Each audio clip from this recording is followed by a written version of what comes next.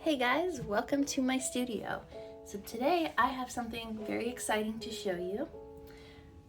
And here it is. Okay, it's very large. Let's zoom out a little bit, or a lot of it.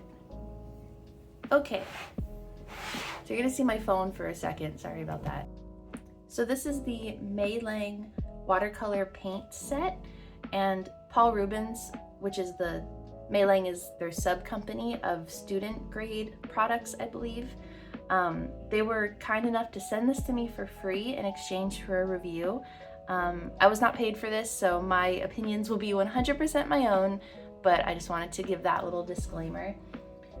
But this is a whole little box set, which is pretty cool. So this is a little storage box, and it comes with like a little clipboard, and I realized this when I opened it up, but this opens, and so you can store like paper or whatever it is that you're painting inside, which is pretty cool. But let's get to the exciting part. So we open it up, and we've got more glare. Sorry about that. Maybe I can, okay, does that help? That helps a little bit. So we have the paint set, which is 48 colors of their MeillLiang watercolors, and I believe it's 36 normal colors, and then there's 12 iridescent colors. I believe they're iridescent, but we'll swatch them and you'll be able to see. And it comes with 100% cotton watercolor paper. Yeah, I'm excited to try this out, and we'll see how it fares. But first, let's open this guy up. Switching to voiceover here, they also sent me a swatch book by the brand Lightswish, and it's really cool. It has 12 sheets, and they're already set up for doing like watercolor or gouache or whatever you want, just swatches of your art supplies, and the sheets themselves are made with 100% cotton, so theoretically the swatches that you do on the sheet will be similar to paper that you use if you use 100% cotton paper. So I thought that was really cool and really nice of them to send me that, because that wasn't even like part of the deal. They were just like, oh hey, by the way, we're also going to send you this. I don't use it in this video, but I am going to be making a video of me swatching all of my water-based art supplies, so I'm excited to do that, so look forward to that. So first of all, opening these paints were kind of a pain in the butt. It's not the brand's fault. I've had this experience with like every watercolor set that comes in these metal tins that I've owned over the years, and it's just a matter of trying to get the little half pans like out of their spots is just really annoying. So I had to use my palette knife to help get them out, and that really did the trick. So if you're having trouble with it, don't kill your fingers. Just use a little palette knife to scoop under and do it that way.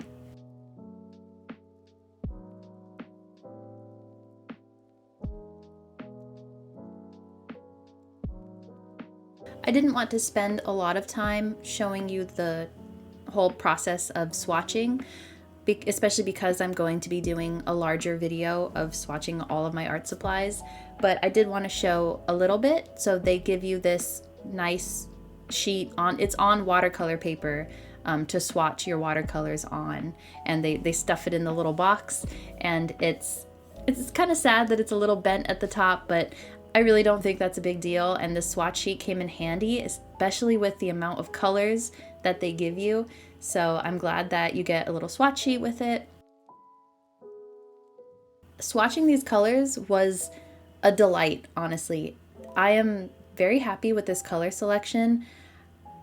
I really like all of the blues that you get. You get such a wide variety of blues. I especially love that light sky blue, and it's one of the colors that I use the most often, and also the cobalt blue. I just thought it was really pretty. And I know there's kind of a divide between iridescent colors, where there's a group of people who really love iridescent colors and making all of their pieces of art sparkly and shiny, and then there's people that just don't use them at all. I'm somewhere in between. I don't use them that often, but I think they're beautiful and I still really enjoy owning them. And swatching these colors in particular, I had to do a close-up because they just make me so happy to look at. I mean, look at them. They're so sparkly and they're not that pigmented. I had to really kind of scrape the pan with my brush, but that's nothing new. I've had to do that before with other brands of iridescent colors, so that's kind of expected, and I really like the finish that you get with them. And just overall, I'm very impressed with these colors. Just my very first impression, I thought that they layered really nicely, and even at full pigmentation, they were still really transparent. So I was very impressed with that. The box kit also comes with 20 sheets of cotton watercolor paper, and the paper it's definitely a hot press paper. Now that I've painted on it, it's hot press and it behaves the exact same way as all the other hot press papers, including the Arrtx watercolor paper that I used. I did not notice a single difference. So this paper is great, and it's fantastic that they give you so much of it. So you have a lot of room to create with this kit in general. I showed a quick comparison between the Paul Rubens set that I used in my previous video and this MeillLiang set, and the colors, there are definitely some similar colors. So you could pause the video if you want to look, because I'm not going to like go through and list all of them, but some of the colors that I really love in this set that I'm going to consider buying like the artist grade versions of are the Payne's Gray, the Cobalt Blue. It'd be nice if there was a light sky blue. I think with some like convenience colors like that, it might be hard to find professional colors, but I don't know. I'll have to look. But I do really like those. And I also really loved the Van Dyke brown. Like, that is such a beautiful brown, and I wish that my other Paul Rubens set came with that color. But unfortunately it didn't. But, you know, what can you do? I guess you can go and buy the tube of that color. So I guess that's what I'm going to do. But anyway, let's get on to the artwork. So I decided to paint my beautiful cat Diana because I was going through my sketchbook looking for something to draw, because I really didn't know what I wanted to draw for this video. I wasn't sure. At first I wanted to do maybe a landscape of some sort, but I was just flipping through my old sketchbook and I found this drawing that I did a while ago, and I decided I wanted to finish it.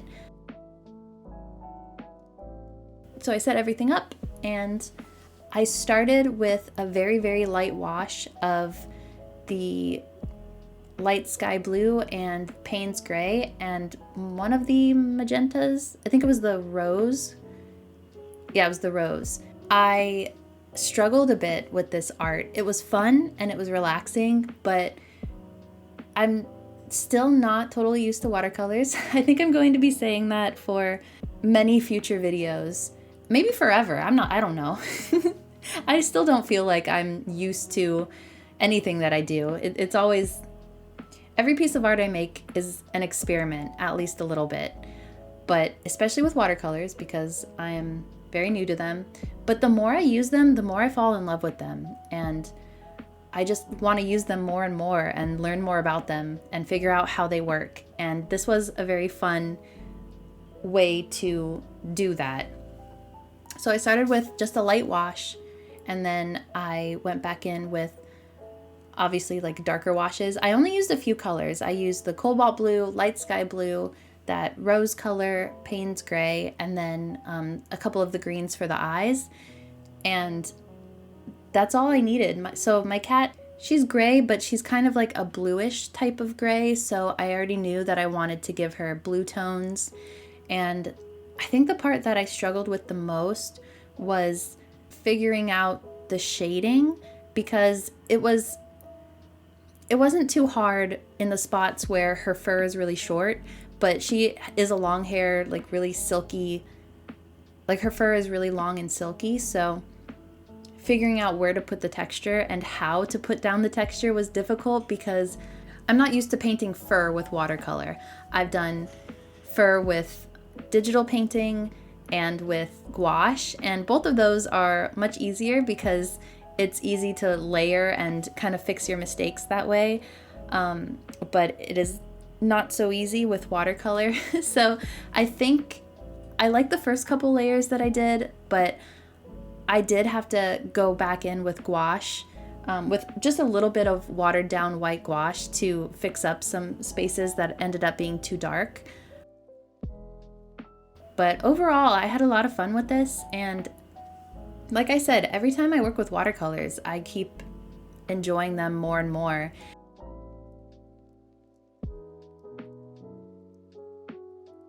So let me talk a little bit about the watercolors again. I wanted to give you my thoughts after finishing one painting with them. Obviously, I'm going to need to do more to have like a full opinion, but these are just my impressions overall. First of all, just getting everything out of the way, I think the set is fantastic. They do also have like smaller sets that don't include all the iridescent colors if you're not into that, but I think this set could be really nice for both beginner artists and for artists who like have been painting for a while and maybe you want to try watercolors out for the first time, or maybe you have had sets in the past that you've been disappointed with and you want to try something new. I think the biggest plus for this set is that it's going to be very similar to an experience with painting with professional materials. Like they give you cotton paper. The paints themselves are transparent, aside from a couple of the colors, like the light sky blue, obviously the white, because like those colors are mixed with white, so they're not going to be fully transparent, but you don't expect them to. But the rest of them, like they're not chalky like a lot of watercolors that are on the cheaper end are. And with how many paints you get, this set is a great value. It's kind of like a beefy version of those art kits that you would get for Christmas that have all those art supplies, but this is actually good, and it's not going to make you hate doing art because none of the colors, like they're all, like half of them are dried out and the other half just feel terrible to draw with. Like these are actually nice. They're usually $54 US, but they're currently 20% off because Black Friday is like right around the corner. So of course, every company in the world is doing Black Friday already, but they're on sale now for $43, and $43 for 48 half pans of good quality watercolor, plus a box to like store your stuff in, plus 20 sheets of cotton watercolor paper. I think that is such a good deal, and I would absolutely 100% recommend this. The only thing that I will say is that because it is student grade, there's no information at all about light fastness, and all that means is when something is light fast, that means it can handle a little bit of sun exposure without the colors fading. Some colors, it doesn't matter how, like you could get the best paint in the world, and a lot of like magentas, for instance, they're still going to fade in the sun because that's just how the pigments work. But I wouldn't rely on these to last forever, basically. So if you're someone who likes to sell original artwork, I probably wouldn't recommend painting finished pieces to sell with these paints. But if you're someone who paints and then makes prints of your art or stickers or whatever, or if you're just doing it for yourself or doing it for your sketchbook or, you know, any of that stuff, I think this is fantastic. The box is very large and the paint set itself is also large. So this is marketed as a travel watercolor set, and it totally is. Like you could take this on a plane, you could take this on a road trip, and you have everything there that you need. You would just need a water source and obviously your paintbrushes. But to physically hold the paint palette, I personally probably wouldn't take this one with me to like a cafe or something. I would take one of my smaller palettes. Like maybe I would even take some colors out of this and put it in a different little metal tin. But I have really little hands, so it's just not comfortable for me to hold something this large. So I would need a lot of space to be able to put it down. So personally, I wouldn't take the paint palette with me, but I really like the box. I really like the paper that it comes with, and I like the paints themselves, but the palette is just really large. So that's really the only con, just the unknown light fastness and the size of the paint palette, but everything else is great. Oh, I also wanted to mention, I kind of touched on this earlier, but because there is such a large variety of colors, I'm not usually one to recommend people get the biggest set of any art supply, except maybe colored pencils, because you can't really, they're kind of hard to blend. But for watercolors at least, I would normally recommend getting like a warm set of primaries and a cool set of primaries, and then try to mix the colors yourself until you're familiar with colors. But if you're someone who likes to use a lot of colors and you don't love to mix, it's nice that this comes with so many colors, so you can experiment and figure out which colors you like the most, so that eventually when you're ready to upgrade to professional watercolor paints, you know which ones you like, so you can just get those colors in the professional brand without having to break the bank on an entire professional watercolor set that you might only like 6 colors out of.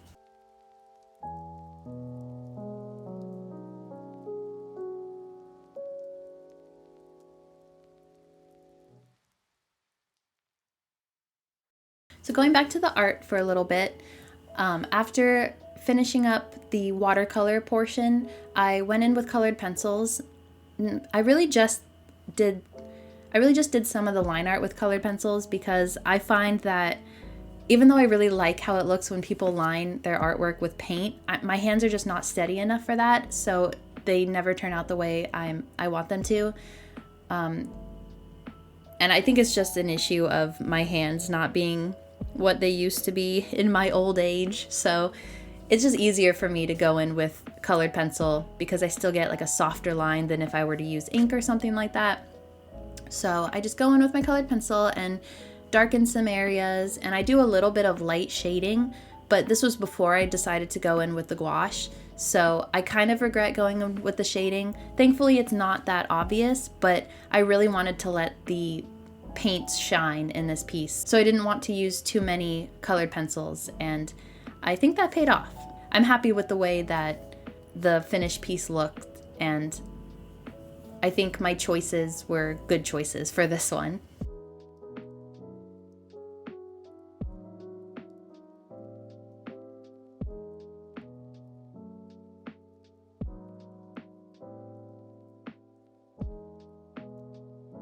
And like I said, I just went in with some of my white gouache just to lighten some areas. I watered it down a lot, except for in the eye shine, so that it wouldn't be too overwhelming, and it wouldn't like overpower the watercolors.